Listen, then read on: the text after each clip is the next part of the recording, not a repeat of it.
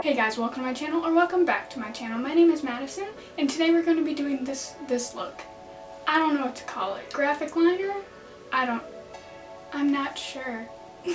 But we're going to be doing this look today, and I did this look because I hit 15,000. There's too many zeros. But 50,000 of you guys follow me on TikTok. Like, that's insane. That's insane. I don't even know 50 people. Like, that's crazy.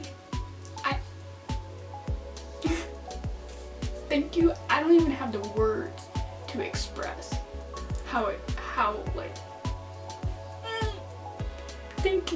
thank you. But yeah, let's get on to the tutorial. And I also forgot that this is also a true crime TikTok, disclaimer. Yeah.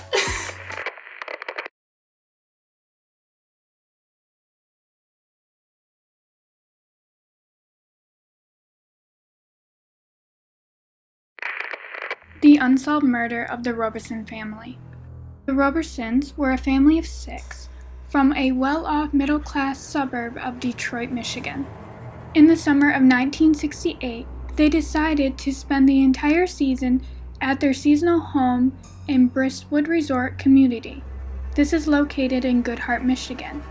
Their small cabin sat on the shore of Lake Michigan, surrounded by dense woods, so it was barely visible from the road. The secluded spot was a dream for the family, but it would become a place of a final nightmare for the Robisons. The nightmare begins at the side window of the cabin.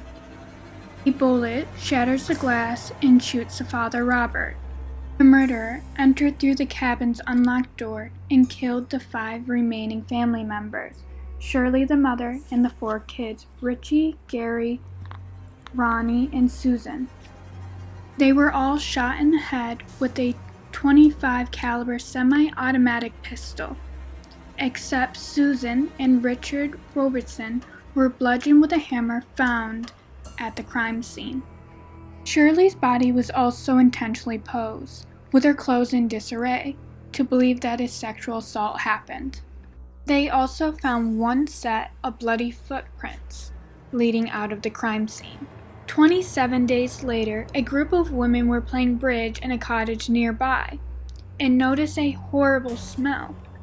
The women, realizing that the next cottage was over a half-mile away, they called the caretaker, Chancey Bliss, to take a look. He soon realized that the smell was coming from the Robisons' cabin.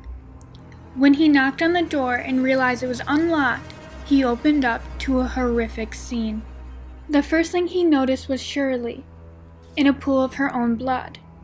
And it was 27 days later, so they were in high levels of decomposition. After discovering what he found, he called the police. Evidence was really hard to find because the level of decomposition, as well as flies and other things like that, as well as a suspect. The Robison family was a very typical middle-class, church-going family.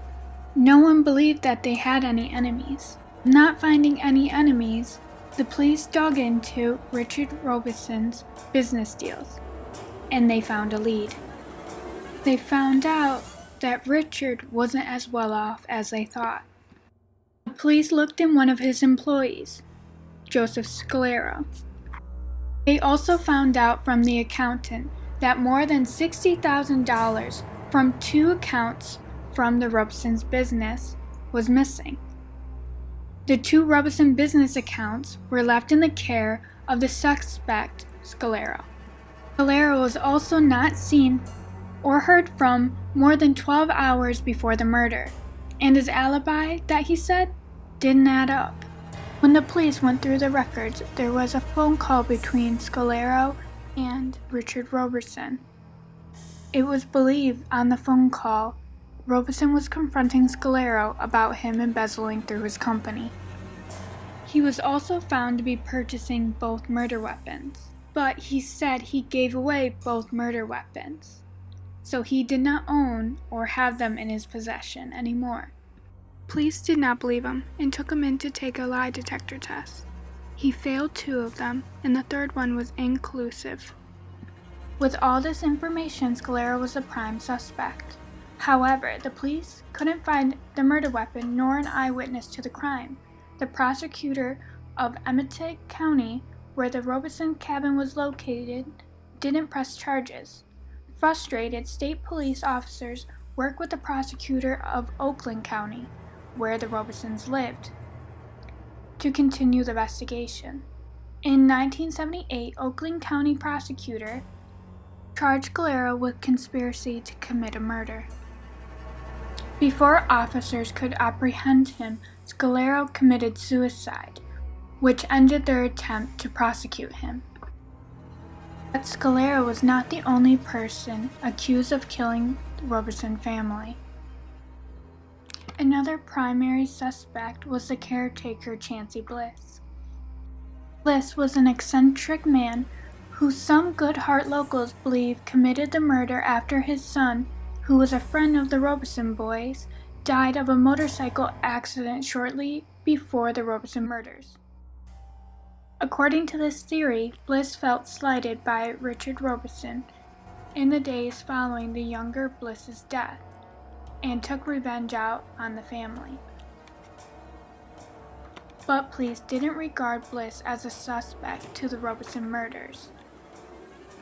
Some people also suspect that John Norman Collins was the killer.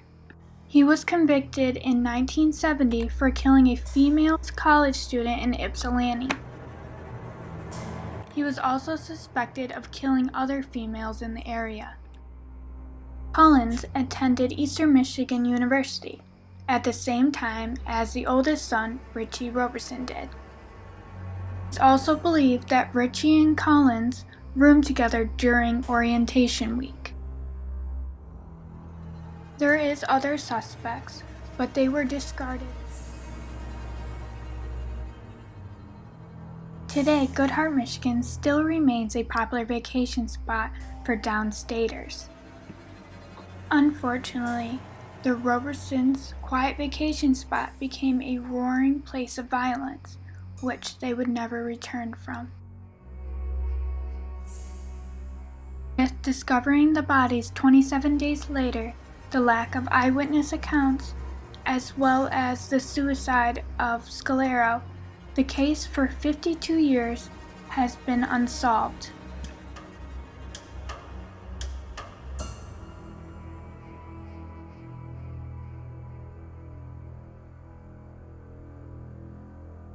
Thank you guys for watching. All my other social media links will be down below. Make sure to like, comment, and subscribe to see more. See you guys next time. Bye!